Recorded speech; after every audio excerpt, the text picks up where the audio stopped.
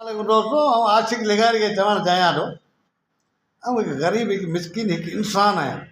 मुंहिंजी का बि हैसियत कान्हे मुंहिंजो कंहिं पार्टी सां तालुक़ु कोन्हे अमी शफ़ीपुर वॾी पार्टी जा आहियो मिसाल कंहिं कारकुन कंहिं पार्टी जा आहियो त उहो मुंहिंजो पंहिंजो फंक्शन आहे ठीकु आहे आउं चवणु इहो चाहियां थो मूं वटि जेको अचे थो आउं त न चोर आहियां न दहशतगर्द आहियां चोर जे बि ख़िलाफ़ु आहियां दहशतगर्द जे बि ख़िलाफ़ु आहियां ऐं कूड़े माण्हू जे बि ख़िलाफ़ु आहियां महिरबानी करे मूं वटि जेको बि माण्हू अचे थो उनखे अभी रोकियो न मूं वटि हर माण्हू ईंदो मुंहिंजी औताक सही पई आहे मुंहिंजे तॾहिं ते जेको ईंदो जहिड़ो मुंहिंजो हाल आहे भई चांहि पाणी थींदो प्यार बि मूंसां कचहरी कबी माना मूं वटि जेको ईंदो उनखे अवी जेको धमकियूं था ॾियो त असीं ॾिसी रहंदा आहियूं असीं केस कंदा आहियूं वरी माराईंदा माना इहो केस बि सवलो आहे माराइण बि सवलो आहे ईअं न करियो मूंखे ख़बर आहे अव्हां वटि चोर बि आहिनि अव्हां वटि दाड़ेल बि आहिनि अव्हां जो कचे में बि वास्तो आहे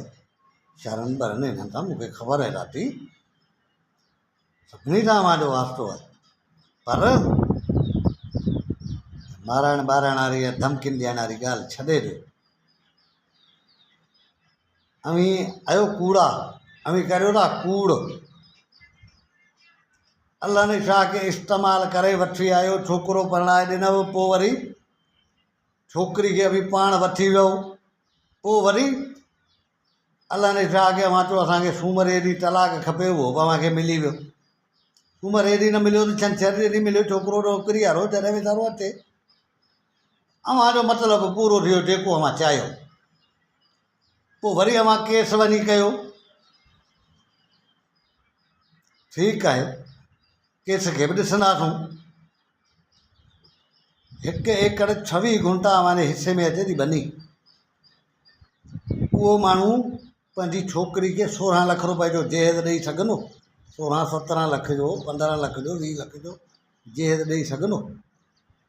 हाला जूं खटूं 4 तोला सोन 2 डिनर जा सेट पोइ फलाणा पोइ टीचड़ा पोइ अव्हां जेके शयूं लिखारायूं आहिनि उहे ऐं खणी अचां थो मस्जिद में रखां थो अवी जे सचा आहियो अव्हांखे कसम क़ुर जो इन मस्जिद मां उहो सामान खणी भले 50 लख रुपए थिए मूंखे सिर विकिरणो पवे जेकर न